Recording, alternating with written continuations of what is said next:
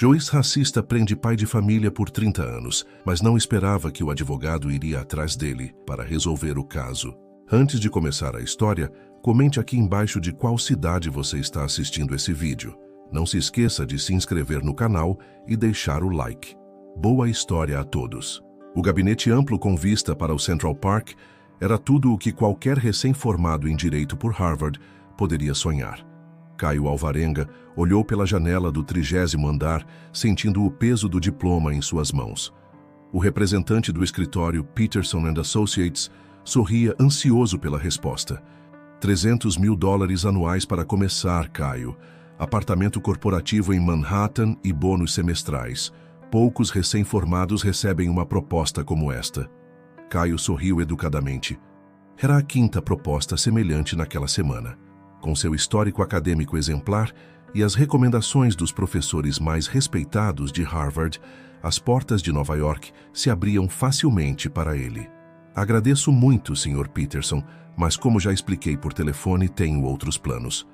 O homem franziu a testa, incrédulo. Você está dizendo que vai recusar para ir para Aracaju? Nem sei onde fica isso direito. É algum tipo de negociação para aumentarmos a oferta? Caio guardou seu diploma na pasta e levantou-se. Não, senhor. É uma decisão tomada.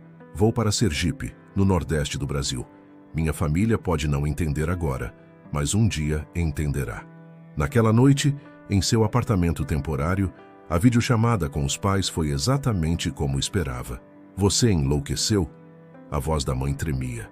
Seu pai e eu nos sacrificamos para que você pudesse estudar nos Estados Unidos, ter um futuro brilhante, e agora você volta para o Brasil? E nem ao menos para São Paulo. Caio respirou fundo antes de responder. Como explicar que o que o movia era muito maior que salários ou prestígio? Como fazê-los entender que desde que soube da verdade sobre seu avô, nada mais importava? Mãe, pai, sabem por que escolhi direito? Por causa do vô Antônio. Vocês nunca falaram sobre como ele foi acusado injustamente, como ninguém quis defendê-lo porque era negro, como um sistema inteiro falhou com ele. Um silêncio pesado se instalou. Seu pai desviou o olhar. Eu tinha 7 anos quando descobri por acaso, ouvindo a conversa de vocês. E desde então jurei que faria diferença. Seu pai finalmente falou, a voz baixa. Filho, não dá para mudar o mundo sozinho. Caio sorriu com convicção. Não pretendo estar sozinho. 3 semanas depois, o calor úmido de Aracaju o recebeu como um abraço apertado. A cidade, com seus contrastes entre o moderno e o tradicional, parecia simbolizar perfeitamente o desafio que enfrentaria. Com a herança modesta deixada pelo avô, que guardara por todos esses anos, alugou uma pequena sala no centro da cidade. Em seu primeiro dia, enquanto organizava caixas de livros jurídicos, uma mulher de pele negra e postura altiva parou à porta. Você deve ser o advogado de Harvard que está causando burburinho na cidade, disse ela, analisando-o com olhos perspicazes. Sou Dandara Oliveira, advogada criminalista há 8 anos aqui em Aracaju. Caio estendeu a mão surpreso. Caio Alvarenga. O burburinho chegou tão longe. Dandara entrou observando o espaço quase vazio. Aracaju é menor do que parece, especialmente quando um advogado formado em Harvard chega dizendo que quer defender pessoas injustamente condenadas. Ela cruzou os braços. Parece história de filme americano. Caio sorriu, reconhecendo o ceticismo em sua voz. Não vim para ser herói, doutora Oliveira. Vim porque acredito que posso fazer diferença aqui. Por que Aracaju? Perguntou ela diretamente. De todos os lugares do Brasil, por que aqui? Caio hesitou apenas por um momento. Porque foi aqui que meu avô foi injustamente condenado há 30 anos.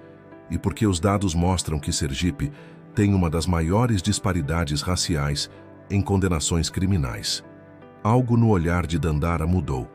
Ela caminhou até a janela, observando o movimento da rua.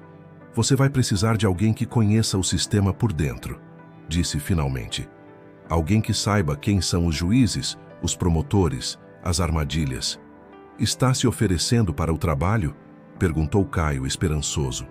Dandara virou-se. Um sorriso desafiador nos lábios. Estou me oferecendo para uma parceria. 50%. Ela estendeu a mão. O que me diz, Dr. Alvarenga? Pronto para fundar a Iniciativa de Justiça Igualitária comigo? Estabelecer o escritório foi apenas o primeiro de muitos desafios. Em menos de um mês após abrirem as portas da Iniciativa de Justiça Igualitária, Caio e Dandara perceberam a dimensão da resistência que enfrentariam. O proprietário do imóvel os procurou com um sorriso constrangido e um papel na mão. Sinto muito, doutores, mas vou precisar do espaço de volta. Questões familiares, entendem? Dandara cruzou os braços. Que coincidência, Sr. Macedo. Logo depois que começamos a investigar o caso do Joaquim Damasceno. O homem evitou seu olhar. Não tem nada a ver com isso. Tem a ver com o telefonema que recebeu do fórum ontem? Insistiu ela. Ou da delegacia? O homem saiu apressado, mas o recado estava dado. Tinham um mês para deixar o local. Foi o primeiro de 5 despejos em diferentes endereços. É sempre assim, explicou Dandara, enquanto carregavam caixas para seu novo escritório, um sobrado antigo nos fundos de uma rua comercial. Quando comecei sozinha, desistiram de me intimidar depois do 3º despejo. Com você aqui, parecem mais determinados. Caio levantou uma sobrancelha. Comigo? O que tenho de especial? Harvard, respondeu ela simplesmente. Legitimidade, contatos, e você é persistente. Isso assusta pessoas acostumadas à impunidade. A persistência foi testada quando Caio visitou pela primeira vez a penitenciária estadual para conhecer Joaquim Damasceno. Após 3 horas de espera, o guarda retornou com uma expressão indiferente. Damasceno está em isolamento hoje, ordens superiores. Na semana seguinte, foi informado que Joaquim estava na enfermaria. Na 3ª tentativa, o diretor da prisão o recebeu pessoalmente. Dr. Alvarenga, vamos ser diretos. O caso Damasceno está encerrado. Ele foi condenado por assassinato. Há provas, há testemunhas, há uma confissão. Por que insiste em reabrir essa ferida? Porque acredito na inocência dele, respondeu Caio calmamente. O diretor riu. Harvard não te ensinou que no Brasil as coisas funcionam diferente? Ensinou-me que justiça deveria funcionar igual em qualquer lugar. Quando finalmente conseguiu acesso a Joaquim, Caio encontrou um homem de 40 e poucos anos, com olhos que haviam perdido o brilho após 8 anos no corredor da morte. Seu caso era idêntico a tantos outros. Negro, pobre, sem escolaridade completa, condenado pelo assassinato de Roberta Martins, uma comerciante branca, baseado quase exclusivamente no testemunho de Ricardo Muniz, outro detento que recebeu redução de pena em troca de seu depoimento. Nunca conheci essa mulher, afirmou Joaquim, olhando diretamente nos olhos de Caio. No dia do crime, eu estava no outro lado da cidade, num evento beneficente da igreja. Há testemunhas, mas ninguém quis me ouvir. A investigação começou pela igreja mencionada. O pastor confirmou a presença de Joaquim no evento, assim como outros 5 membros da congregação. Documentaram tudo em declarações juramentadas. Enquanto isso, Dandara traçava o perfil de Ricardo Muniz e descobriu que ele havia sido preso várias vezes antes de testemunhar contra Joaquim. Em uma visita à penitenciária onde Muniz cumpria pena, ela conseguiu uma revelação surpreendente. O delegado Toledo me disse que eu também seria acusado se não colaborasse, confessou Muniz, agora mais velho e doente. Inventei tudo. Nunca vi Damasceno na minha vida até o julgamento. Armados com novas evidências, Caio e Dandara apresentaram um pedido de revisão criminal. Enquanto aguardavam, outro caso urgente surgiu. Hamilton, um veterano da Marinha com transtorno de estresse pós-traumático, havia sido condenado à prisão perpétua por um crime cometido durante um episódio dissociativo. Precisamos dividir forças, sugeriu Dandara. Você continua com Joaquim, eu cuido de Hamilton. As semanas seguintes foram de trabalho incessante. Cada visita à penitenciária, cada ida ao fórum, cada solicitação de documentos era recebida com resistência. Em uma ocasião, ao sair do tribunal após uma audiência frustrada, Caio encontrou seu carro com os pneus furados e um bilhete no para-brisa. Volte para São Paulo. Eles sabem que não sou de São Paulo, comentou com Dandara, mas estão ficando nervosos. Foi quando a notícia chegou. O recurso de Hamilton havia sido negado em última instância. A desesperança nos olhos de Dandara era visível. Fizemos tudo o que podíamos, murmurou ela. Ainda não acabou para Joaquim, insistiu Caio. E cada caso que perdemos nos ensina como lutar melhor pelo próximo. Um mês depois, o juiz negou o pedido de revisão do caso de Joaquim, ignorando completamente as novas evidências. Na mesma semana, receberam a visita de uma jovem repórter da Folha de São Paulo. Por que se importam tanto com o caso Damasceno? A pergunta da jornalista Cláudia Ferraz pairava no ar do pequeno escritório. Ela olhava curiosa para a parede repleta de documentos, fotos e linhas do tempo que Caio e Dandara haviam montado para visualizar o caso. Porque é emblemático, respondeu Caio após um momento de reflexão. Joaquim simboliza centenas de outros homens negros condenados com provas circunstanciais, testemunhos duvidosos e investigações tendenciosas. A reportagem, publicada 2 semanas depois no caderno Justiça da Folha de São Paulo, causou comoção. Justiça seletiva em Aracaju, o caso do homem que não estava lá, ocupou meia página e detalhou as inconsistências do processo contra Joaquim. Pela primeira vez, o público nacional tinha acesso às evidências que provavam sua inocência. O promotor Tarcísio Meireles, responsável pela acusação original, concedeu uma entrevista indignada à rádio local. Esses advogados de fora vêm aqui questionar nossos procedimentos sem entender as peculiaridades locais. O caso foi julgado e encerrado. Dandara sorriu ao ouvir a gravação. Ele está na defensiva, é bom sinal. Caio concordou, mas sabia que a batalha apenas começava. Juntos, decidiram adotar uma estratégia dupla. Enquanto preparavam o recurso para o Tribunal de Justiça de Sergipe, também trabalhariam para levar o caso à opinião pública. Precisamos de mais visibilidade, sugeriu Caio durante uma de suas reuniões noturnas, quando o escritório já estava vazio. Quanto mais pessoas souberem sobre Joaquim, mais difícil será para o sistema continuar ignorando as evidências. Foi então que uma oportunidade inesperada surgiu. A Faculdade de Direito da Universidade Federal de Sergipe convidou Caio para uma palestra sobre experiências internacionais de justiça criminal. No auditório lotado, ele desviou sutilmente do tema proposto. Não posso falar de justiça em Harvard sem falar de injustiça em Aracaju, declarou para uma plateia atenta. O caso Damasceno representa tudo o que está errado em nosso sistema judicial quando o réu é negro e pobre. As palavras de Caio, gravadas por estudantes e compartilhadas nas redes sociais, atingiram uma audiência muito maior do que ele imaginava. Em poucos dias, o caso virou tema de debate nacional. Jornalistas de todo o país começaram a investigar casos semelhantes em suas regiões, e um movimento surpreendente se formou. Advogados voluntários oferecendo ajuda à iniciativa de justiça igualitária. Entre eles estava Marina Peixoto, uma promotora aposentada que havia trabalhado no Fórum de Aracaju décadas antes. Seu testemunho foi revelador. O delegado Toledo tem um histórico de manipular testemunhas e fabricar provas, confidenciou em uma reunião reservada. Já o denunciei internamente várias vezes, mas ele tem proteção política.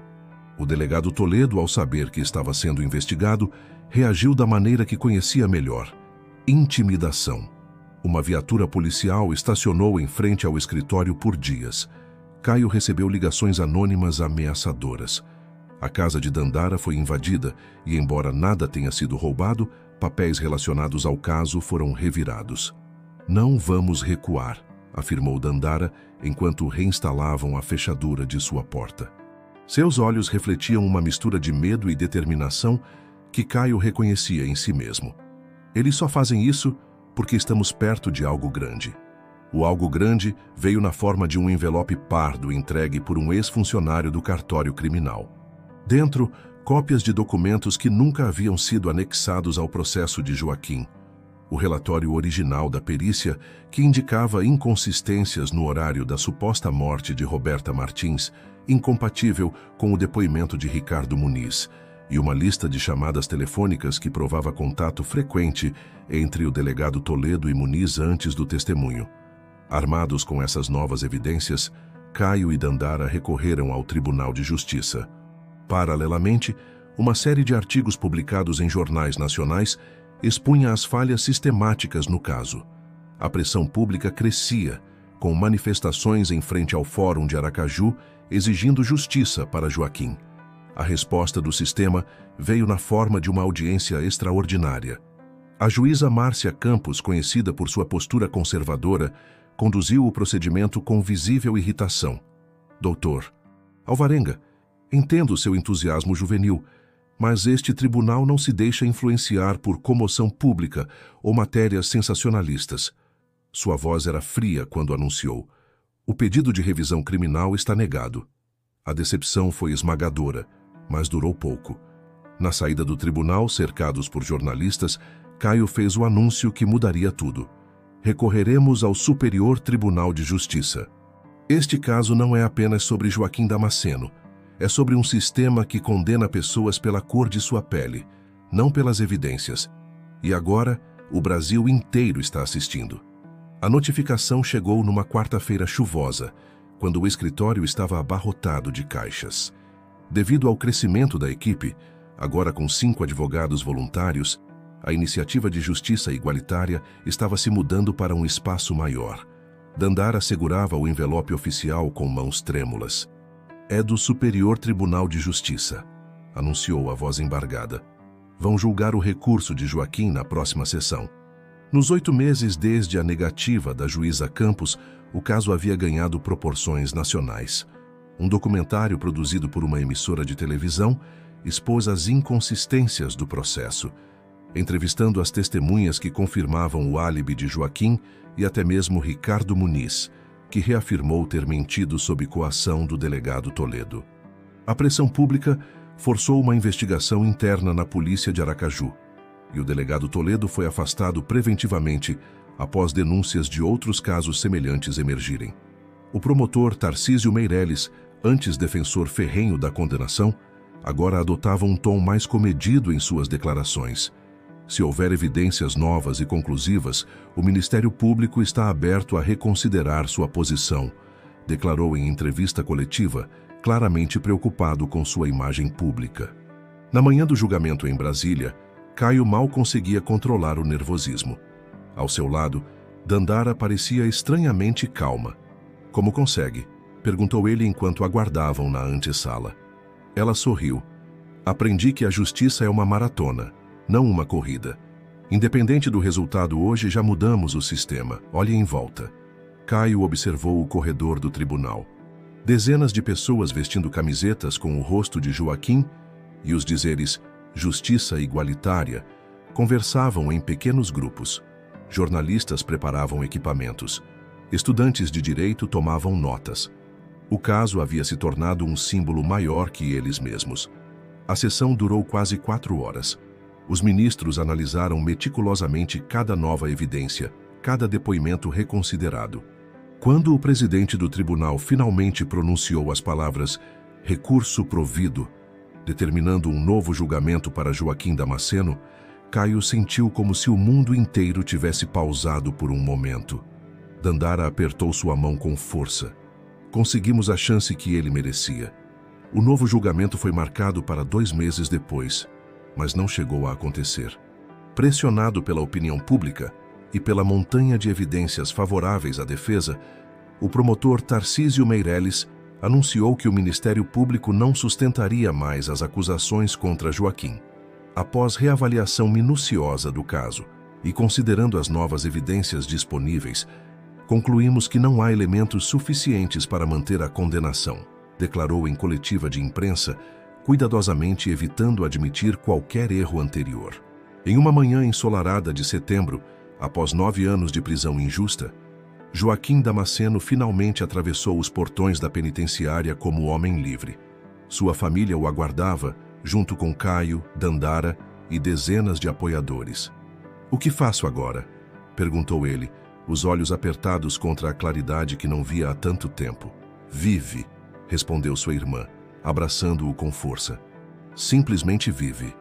A história de Joaquim e da iniciativa de justiça igualitária repercutiu além das fronteiras de Aracaju e até do Brasil. Convites para palestras em universidades e conferências internacionais chegavam semanalmente. O escritório, agora com 15 advogados, estava revisando dezenas de casos semelhantes em todo o país. 6 meses após a libertação de Joaquim, Caio foi convidado a discursar no Congresso Nacional durante uma audiência pública sobre reforma do sistema penal. Ao subir no púlpito, viu seus pais na plateia, a primeira vez que o visitavam desde sua mudança para Aracaju. Quando deixei Harvard para vir ao Brasil, muitos me perguntaram por quê, começou ele. Por que abandonar uma carreira promissora em Nova York para enfrentar um sistema que resiste a mudanças? A resposta sempre foi meu avô, Antônio Alvarenga, que sofreu a mesma injustiça que Joaquim, mas nunca teve a chance de ver seu nome limpo. Caio fez uma pausa, encontrando os olhos marejados de seu pai na plateia. Hoje, entendo que não vim apenas pelo passado, mas pelo futuro. Cada Joaquim libertado representa dezenas de outros que ainda esperam por justiça. Cada caso revisado é um passo para um sistema mais igualitário. Nos anos seguintes, a iniciativa se expandiu para outras capitais brasileiras. Caio e Dandara viajavam constantemente, treinando advogados, conscientizando juízes e promotores, pressionando por reformas legislativas. O modelo criado por eles se tornou referência, estudado em faculdades de direito e replicado por organizações similares. Em seu 5º aniversário, a iniciativa celebrou a revisão bem-sucedida de seu 100º caso. Na festa modesta no escritório de Aracaju, onde tudo começou, Joaquim Damasceno, agora trabalhando como assistente jurídico após completar seus estudos, ergueu um brinde. A justiça que chega tarde, mas chega, disse ele, olhando com gratidão para Caio e Dandara. Mais tarde, naquela noite, sozinhos na varanda do escritório, contemplando as luzes da cidade, Caio perguntou a Dandara: "Valeu a pena cada obstáculo, não é?" Ela sorriu, o olhar fixo no horizonte, onde novos desafios certamente aguardavam. Sempre vale quando lutamos pelo que é certo. Como você sempre diz nas palestras, o oposto da pobreza não é a riqueza.